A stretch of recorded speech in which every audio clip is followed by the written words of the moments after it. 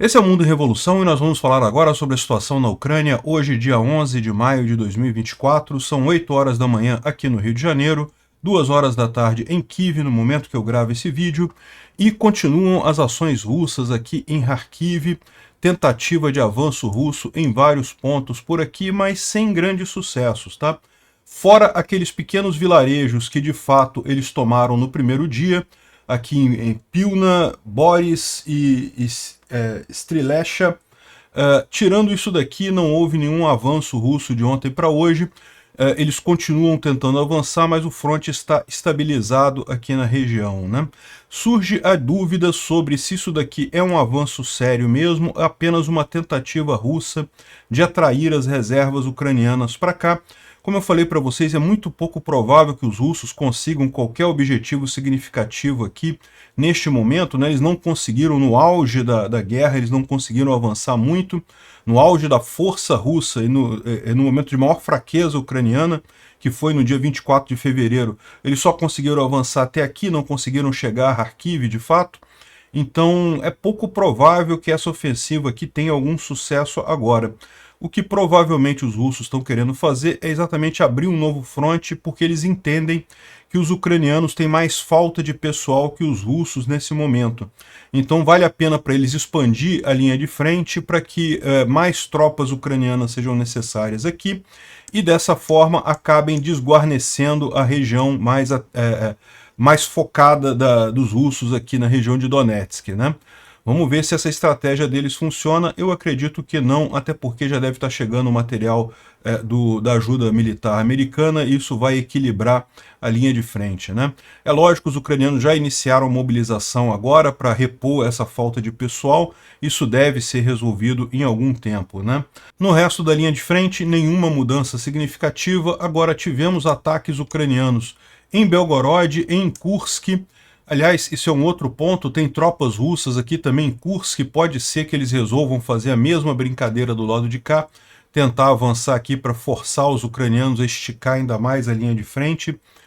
Pode ser isso que está acontecendo, né? Em Belgorod teve alguma coisa atingida aqui pelos ucranianos, não sabemos o que é, mas aparentemente foi atingido com um míssil HARM-88 americano, ou seja, seria a primeira instância de uso de uma arma americana em território russo, né?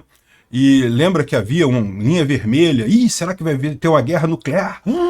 Será que vai ter guerra nuclear? Oh, vou te dar a resposta. Não, não vai ter. Mais uma vez o Putin vai botar o rabinho dele entre as pernas e não vai fazer nada, né? Enfim, foi o primeiro uso, certamente virão muitos outros nisso daqui, ainda mais porque essa jogadinha russa aqui pode abrir uma outra possibilidade. Vocês sabem, os ucranianos sempre tiveram a possibilidade de fazer um avanço por trás aqui, né, para pegar as tropas russas desprevenidas aqui por trás. Sempre foi uma possibilidade estratégica.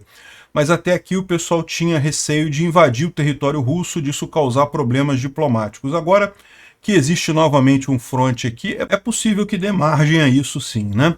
Bom, além disso, os ucranianos atingiram uma refinaria aqui em Rovenki, na região ocupada da Ucrânia, né, dentro da própria Ucrânia, atingiram com ataques e também atingiram um restaurante em que estava sendo preparado um desfile de comemoração de 10 anos da tomada da cidade de Donetsk. Então, os invasores que estavam aqui, que ilegitimamente tomaram a cidade de Donetsk, estavam preparando uma parada militar num restaurante e os ucranianos acabaram com a festa deles e parece que tem bastante mortos e feridos nessa história aqui, né? Infelizmente deve ter alguns civis também, tá? Infelizmente, não tem jeito. Mas o alvo foram os militares que estavam preparando essa parada, né? Bom, vamos falar sobre esses e outros assuntos em detalhes. Essas notícias foram sugeridas por Queria Ganhar Picanha, Levei Linguiça, As Cabeças do SUS Estão em Cuba e várias outras pessoas. Obrigado aí ao pessoal que sugeriu as notícias lá no nosso site, no wrevolving.com, e obrigado a você que está assistindo o nosso vídeo. Se você gosta do nosso conteúdo, por favor, deixa o seu like e se inscreva aqui no canal, né? Pois bem, então, começando aqui, a primeira informação que a gente tem bacana é isso daqui, ó. Os russos destruíram o sistema Patriot. Olha só que coisa. Os russos estão todos orgulhosos. As russetes todas orgulhosas. Olha só, destruímos um Patriot aqui, ó. Não sei o que lá, não sei o que lá, Patriot. Não sei o que lá, radar, não sei o que lá, não sei o que lá, Patriot. Aí foram lá e ó, atacaram tudo, destruíram tudo. Só que você reparou uma coisa? Teve a explosão do míssil aqui em cima, mas não explodiu os lançadores aqui, ó. Se isso daqui fosse um lançador de verdade, teria explosão aqui também, né? Porque teria o foguete ali dentro para lançar o foguete, coisa e tal. Então, por óbvio, isso daqui é decoy, é coisa de madeira, alvo falso de madeira, né? Um monte de dicas dá isso aqui. Primeiro, o fato dos ucranianos terem colocado num lugar assim tão aberto, tão claro, né? Tem um monte de floresta aqui, poderia ter ocultado muito melhor essas coisas todas aqui. No mínimo, botar na linha de floresta aqui, né? Mas não, tá bem aberto aqui, assim, para deixar claro para os russos onde é que está o lançador, né? E por mais que seja bem feito, esses decoys são muito bem feitos, se você olhar de longe é difícil distinguir do real, mas dá para ver que é um negócio meio tosco, né? Que não tem equipamento aqui perto, não tem ligação, não tem outras coisas. Ou seja, os russos atacaram, erraram, gastaram um Iskander à toa. Foi um míssil Iskander que atingiu isso daqui. Não tinha nenhuma camuflagem, não tinha nada. Ou seja, estava praticamente dizendo aqui, por favor, acerte em mim. E tá aí, perderam um Iskander, desperdiçaram um Iskander num monte de madeira. Continue assim. Bom, os russos também destruíram mais uma represa ali na região de Kharkiv. Nessa região aqui de Stary Saltiv, aqui, ó, tá vendo, tem um grande corpo d'água aqui, um reservatório com uma pequena represa aqui, e aí os russos foram e destruíram essa represa. Não sei qual é a ideia deles, qual a ideia deles fazer isso, porque a verdade é que isso aqui é uma passagem de um lado para o outro do rio, e inclusive os ucranianos usaram isso quando recuperaram essa área aqui dos russos, né? Essa passagenzinha de Stary Saltiv foi usada para isso. Enfim, não sei porque que os russos destruíram, talvez a ideia deles fosse alagar parte do esforço ucraniano aqui, alagar as rotas de suprimento ucranianas aqui, que os russos atingindo a represa, dá para ver aqui, ó, tá vendo? Uma represa simplesinha, pequenininha, não é uma grande diferença de água, mas o volume é significativo, porque é um reservatório muito, muito grande, né? Então tá aqui os russos mostrando a destruição da represa, mostra aqui ela quebrada e coisa e tal. Isso pode gerar mesmo algum alagamento aqui, mas não deve ser nada muito crítico não, né? Bom, mas os ucranianos revidaram também, né? E aqui houve ataques com drones em Belgorod, Kursk, Volgogrado, Rostov, mais um monte de lugar. Aqui 8 pessoas foram feridas em Belgorod, tem algumas imagens aqui depois do ataque lá em Belgorod. Não dá para ver muita coisa aqui não, tá? Só os destroços de alguma coisa que foi atingida aqui. Não dá para ver muita coisa não. Aqui teve outra imagem, essa imagem aqui é mais bacana. Eu não sei se isso aqui é um drone ou se é um míssil, né? Esse aqui é drone. Acho que é drone porque a velocidade não está muito grande, né? Repara que a velocidade está vindo aqui. Eu não sei, hein? Fiquei na dúvida entre drone e míssil aqui. Alguma coisa foi atingida ali claramente, né? A defesa antiaérea não conseguiu fazer nada, né? Aqui tem mais outras explosões aqui em Belgorod também. Outras explosões aqui em Belgorod. Mas o que chamou atenção foi isso daqui, ó. Fragmentos de AGM-88 HARM descobertos em Belgorod. Isso é um míssil anti-radiação americano, né? É aqueles mísseis que buscam justamente os sistemas de radar. Então, o que pode ter acontecido aqui? Os ucranianos lançaram alguns drones em Belgorod para os russos ligarem os sistemas antiaéreos deles, aí os radares, os sistemas antiaéreos ficaram ativados, aí lançaram os missilzinhos ARM contra a radiação para destruir essas defesas antiaéreas russas ali na região de Belgorod. O que chama atenção é que é a primeira arma americana que teria sido encontrada em Belgorod, né? De novo, o que a gente está vendo aqui é esse fragmento, tá? Pode ser que isso aqui o pessoal tenha pego em outro lugar da coisa e trazido para Belgorod para dizer, tá vendo? Usaram uma arma americana em Belgorod, não sei o que lá. Mas talvez, eu prefiro achar que foram os ucranianos mesmo lançando, que houve a licença já dos americanos para uso de armas dentro do território russo, né? Seria muito divertido isso, muito legal isso mesmo, né? Vamos aguardar para ter a confirmação disso daí. Bom, Kursk também teve alguma coisa atingida aqui em Kursk. E aqui em Rostov também uns tanques aqui de combustível também pegaram fogo aqui em Rostov. Kursk é nessa região aqui para cima, aqui. Rostov aqui embaixo, acho que é aqui que foi o lugar, acho que foi aqui, ó. É aqui mesmo. Aqui que foi o incêndio lá no drone. Se foi aqui, foi drone mesmo, porque mesmo o ATACMS aqui dá mais de 300 km para chegar aqui, então foi drone que foi atingido aqui. De qualquer forma, um monte de ataques ucranianos aí, né?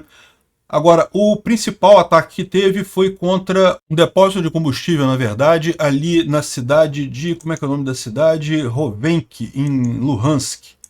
Rovenki é essa região aqui, ó, bem na retaguarda russa aqui, mas é na Ucrânia isso daqui. Isso aqui é uma cidade ucraniana ocupada ilegalmente pelos russos, temporariamente ocupada pelos russos, e como os russos estão usando esse depósito de óleo aqui para abastecer as tropas deles, foi atingido o depósito de óleo ali na região com ATACMS, né?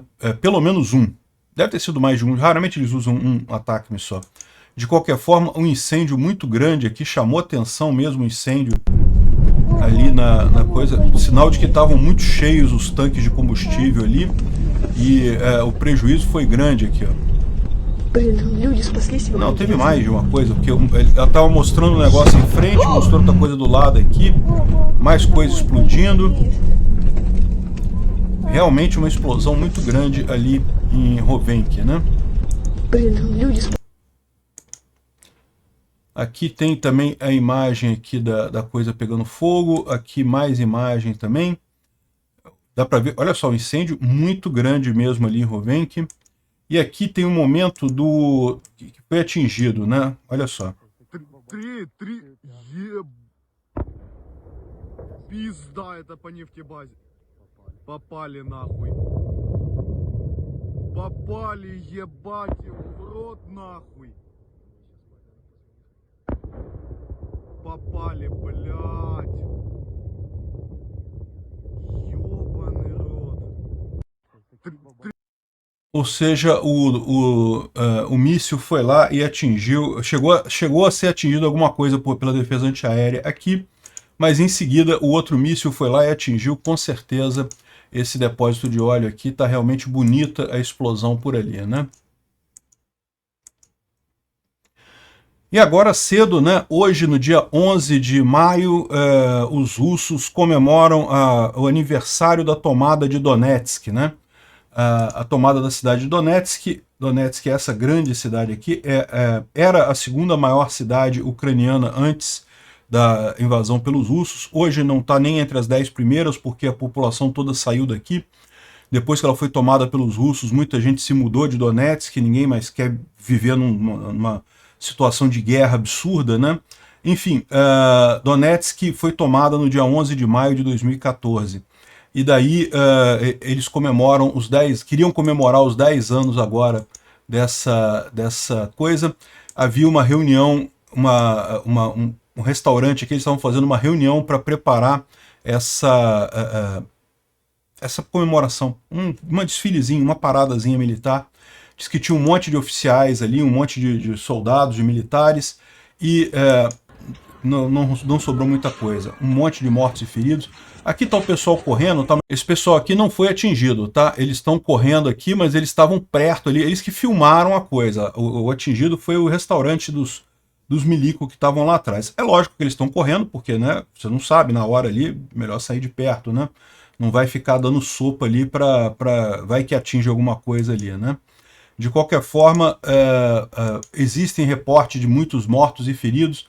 Aqui, mais uma vez, o pessoal correndo aqui. Essa moça aqui é uma repórter russa, tá? Ela não é uma criança, não. Ela é pequenininha, mas ela é uma repórter russa. E tá aqui, não sei se ela estava planejando cobrir justamente o desfile que teria ali, né? Mas está ela correndo aqui da coisa toda. De novo, o alvo foi o restaurante ali atrás, né? Bom, falando sobre a linha de frente, eu não posso mostrar essa parte aqui, porque mostra um monte de russo morto, falando justamente sobre a questão ali em Kharkiv, né? A ofensiva russa em Kharkiv. Dá para ver já um monte de gente morta nesse coisa aqui. Aqui, batedores russos mortos também pelos ucranianos. Eu vou deixar o link desse tweet aqui na descrição, caso alguém queira ver essas imagens, né? Bom, mas falando sobre o que aconteceu, segundo algumas pessoas aqui, ó, algumas fontes ucranianas dizem que a infantaria mecanizada russa conseguiu aprofundar a cabeça de ponte, aprofundar a entrada aqui na região de Kharkiv nas últimas 24 horas.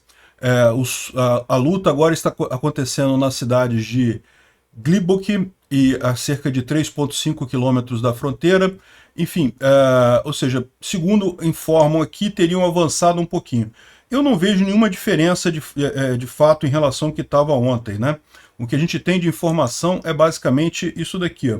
Parece que aqui que ontem eles tinham tomado apenas Pletenivka e hoje também estão aqui em Gatishche, essa outra cidade aqui mais próxima aqui de Vovchansk. Mas vocês lembram, nessa região aqui, o crítico é Vovchansk, né? De novo, essas pequenas cidades, bem perto da fronteira, elas não têm defesa mesmo, tá? Os ucranianos estabelecem linhas de defensivas mais atrás um pouquinho. Então, é esperado que esses pequenos povoados que estão bem na linha de frente não tem muito como segurar esses povoados, não tem defesa ali.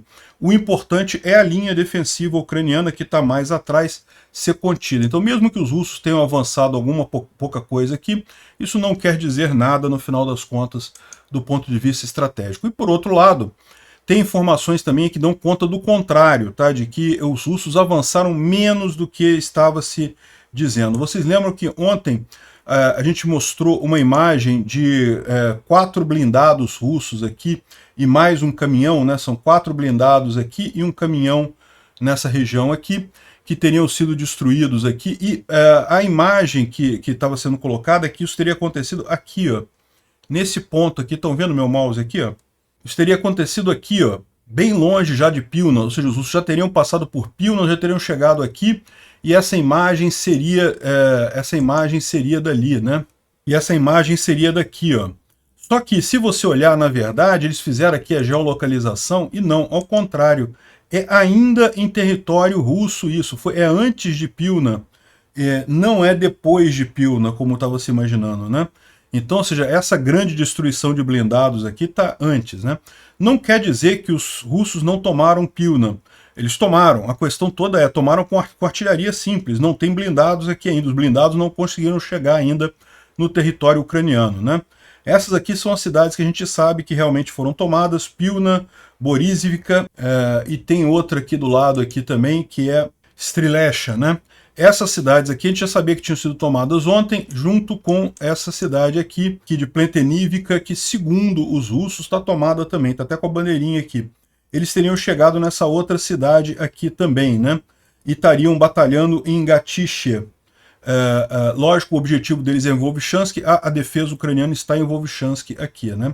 Aqui nessa região eu não sei exatamente qual que é a linha defensiva ucraniana, se é justamente esses vilarejos aqui onde eles pararam, ou se é mais para trás um pouquinho, não dá para saber ainda. Ou seja, a gente tem informações conflitantes aqui, algumas pessoas dizendo que os russos avançaram mais um pouquinho de ontem para hoje, outras dizendo que não teve, aliás, eles avançaram menos do que estão dizendo que avançaram ontem, inclusive, né?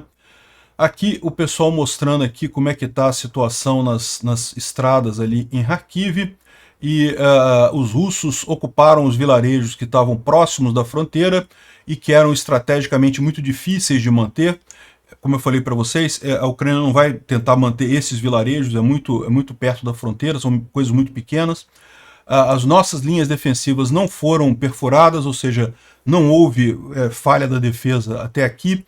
As batalhas são muito menos ativas agora, hoje, do que eram ontem. A situação parece completamente estabilizada.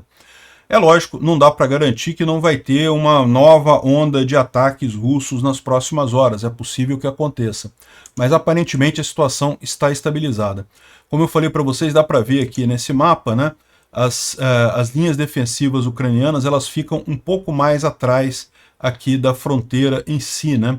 Porque você lembra, os ucranianos expulsaram os russos todos aqui, dessa região toda de Kharkiv, algum tempo atrás, e estabeleceram agora as posições defensivas aqui nessa região.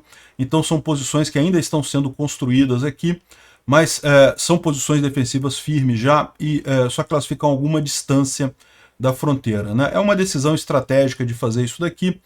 já são defesas muito maiores do que a Ucrânia tinha no dia 24 de fevereiro. E esse que é o grande ponto que eu falo, né? Poxa, no dia 24 de fevereiro, que os russos tinham todas as vantagens, os ucranianos foram pegos de surpresa, né? Porque ninguém sabia se ia ter realmente invasão ou não e coisa e tal. Naquele momento, os russos não conseguiram chegar até Kharkiv, como é que vão conseguir agora, né? Bom, vamos falar um pouco sobre o resto da linha de frente, mas só para ressaltar que não teve nenhuma grande mudança, tem aqui a imagem dos ucranianos aqui, do recuo ucraniano nessa região, segundo as informações aqui do Polevolan. Está aqui, ó, Pletenivka tomada pelos russos, ou pelo menos, essa região aqui ele está colocando como não sabemos o status, né? Da mesma forma aqui, dizendo que os ucranianos recuaram para a linha defensiva que fica nessas outras cidadezinhas aqui, onde eles estão fazendo a defesa da região, né? Então, essa é a 42ª Brigada Mecanizada Ucraniana, tem mais os batalhões de defesa territorial e tem um batalhão autônomo especial, são os que estão fazendo a defesa nessa região aqui, né? É possível que os ucranianos mandem mais reservas para cá para evitar qualquer surpresa por aqui, mas pelo menos até aqui não teve nenhum avanço significativo. Bom, aqui no fronte de Svatov, os russos tiveram um pequeno avanço aqui, mais uma vez, nada significativo, muito pequenininho aqui.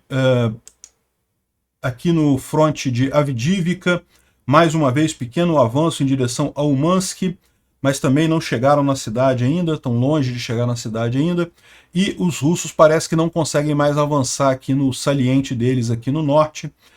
Os ucranianos conseguiram fixar a defesa por ali, né? Mais embaixo um pouquinho, aqui perto de Pisk, aqui a gente está falando de Donetsk, né? Krasnohorivka, Donetsk, coisa e tal.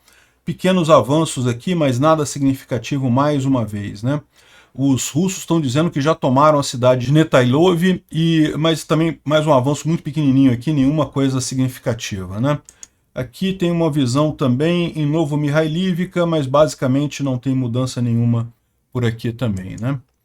Bom, o Zelensky falou para a nação ontem, falou que sabia que a invasão russa por Kharkiv era esperada. Aqui, ó, hoje as forças russas tentaram expandir sua operação na Ucrânia, na região de Kharkiv. Nós sabemos o tamanho das forças dos ocupantes e as suas intenções. Nossos soldados e artilharia e drones estão lutando de volta contra os ocupantes. E eu agradeço a cada sargento, cada soldado e coisa e tal. É crítico que nossos parceiros suportem nossos guerreiros e a resiliência ucraniana com entregas no prazo, né? Entregas realmente no prazo. Um pacote ajuda apenas se ele realmente é entregue na Ucrânia. Eu acho que ele está mandando um recado para alguém aí, não sei se é os Estados Unidos ou se é algum outro parceiro que prometeu entregar as coisas, mas não entregou ainda. O pacote que realmente ajuda a Ucrânia é com o pacote entregue, não é o anúncio do pacote, né? Enfim, a situação ucraniana a gente sabe qual que é, a gente está com dificuldade realmente por conta da falta de armamento e coisa e tal, mas isso vai se solucionar quando chegarem os pacotes de ajuda. Espero que cheguem em breve esses pacotes para resolver isso daí, né? E, bom, ele falou mais sobre o acordo de paz, sobre o encontro pela paz global, né? Que vai ter na Suíça e coisa e tal, enfim. Ou seja, o que ele está dizendo aqui, basicamente, é que não teve avanço significativo. E que história é essa? Como é que os russos podiam achar que iriam conseguir avançar muito ali, agora que a Ucrânia está preparada, né? Pois bem, o Tatarigami, ele traz uma avaliação aqui da situação, qual foi a incursão russa ali na região, e ele fala que acha que pouco provável que tenha russos suficientes para fazerem um ataque sério ali. O que os russos estão querendo, segundo ele, é justamente expandir a linha de frente. Por quê?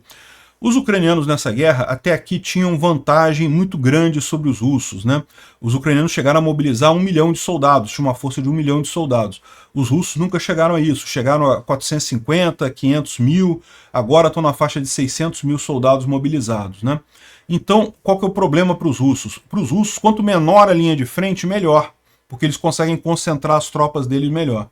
Só que, como os ucranianos estão com pouco armamento agora, também estão com falta de pessoal, muitos estão sendo rotacionados e coisa e tal, então agora, neste momento, excepcionalmente, os ucranianos estão com menos pessoal na linha de frente do que os russos.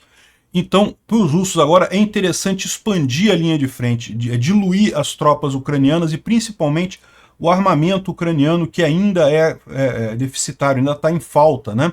Ainda se espera que chegue aí os pacotes de ajuda americanos e de outros países da Europa. Então essa é a estratégia dos russos. Eles sabem que não vão conseguir avançar muita coisa, mas eles ganham expandindo essa linha de frente, né? A ideia é que os ucranianos vão ter que mandar reservas para cá, e mandando reservas para cá, eles diminuem as reservas aqui nessa região, e com isso os russos possam conseguir avançar novamente. Não creio que vai ter sucesso nisso daqui, mas é aquele negócio, né? Essa é a estratégia que eles estão fazendo. E além disso, o David D. lembra que tem tropas também russas aqui em Kursk e em Bryansk. Ou seja, os russos podem tentar fazer brincadeiras desse tipo para cá também, para expandir ainda mais a linha de frente aqui, né? Enfim, não acredito que eles vão fazer mais alguma coisa, até porque não vão conseguir ir longe aqui, já está estabilizada a coisa.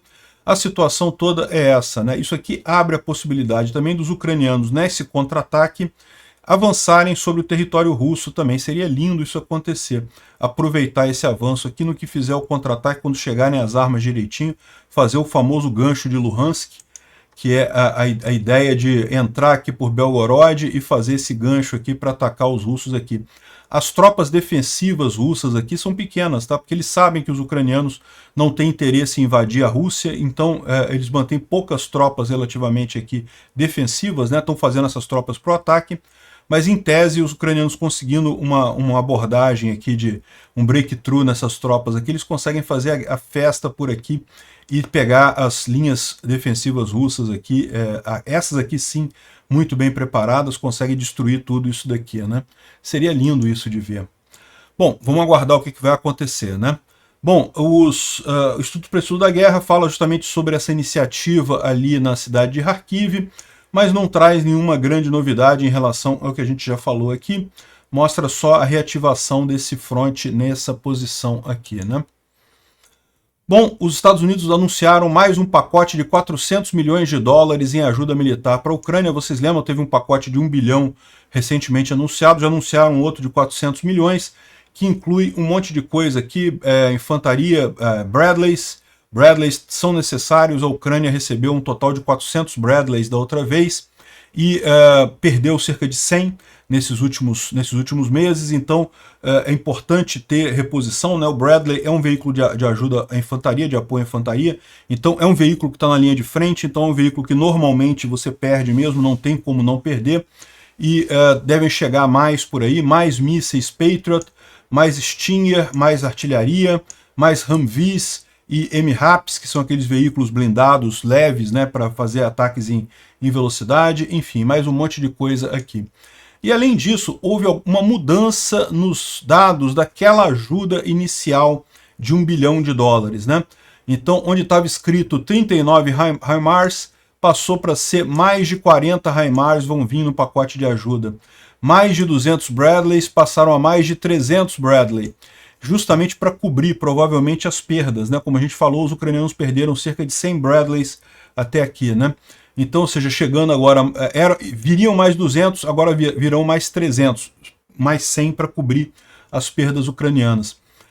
300 M113 vão ser mais de 400 M113. Olha que bacana, teve umas mudanças interessantes aí nesse pacote. O pacote está vindo. Talvez seja esse pacote que o Zelensky está reclamando lá, que está vindo, mas não chegou ainda, né? Bom, a gente sabia que ia demorar, eu expliquei para você, o mês de maio vai ser muito duro nessa guerra para a Ucrânia, não tem como fugir disso. A partir de junho que as coisas devem melhorar, com certeza, por lá, né? Aqui, ó, o Oryx fez o rastreamento de cada Bradley, né? Foram 78 Bradleys confirmados, destruídos, danificados ou abandonados ou capturados pelos russos. Como você deve ter perdas além disso, e mais alguma coisa com questão de manutenção, 100 deve ser suficiente para suprir as perdas ucranianas. Então, exatamente como a gente falou, eles botaram mais 100 para justamente suprir o que tinha sido danificado na Ucrânia, né? Bom, o Pentágono e a SpaceX estão trabalhando para impedir que os russos usem a Starlink, né? A dificuldade disso é que o Elon Musk não pode simplesmente cortar o acesso a Starlink na região da linha de frente, porque daí afetaria os ucranianos também. Os ucranianos usam Starlink ali na linha de frente. Então é importante eles terem esse acesso. Agora, os russos estão aproveitando e estão usando também a Starlink. A única maneira que eu vejo de evitar isso é identificar os terminais que estão sendo usados pelos russos e desabilitar esses terminais específicos. Não sei se tem outra forma. De qualquer forma, está o pessoal do Pentágono trabalhando lá com a Starlink para garantir que isso vai funcionar. Não falaram se é desse jeito que eles estão fazendo, tá? Não sei como que eles estão fazendo. Obrigado por assistir o vídeo até o final. Se gostou do conteúdo, não esqueça de deixar o seu like, isso ajuda o canal a crescer e a chegar para mais gente.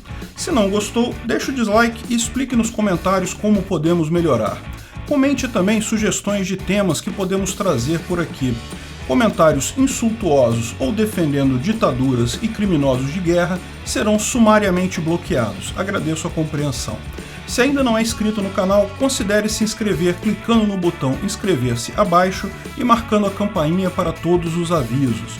Se quiser ajudar o canal, veja no nosso site como você pode fazer isso.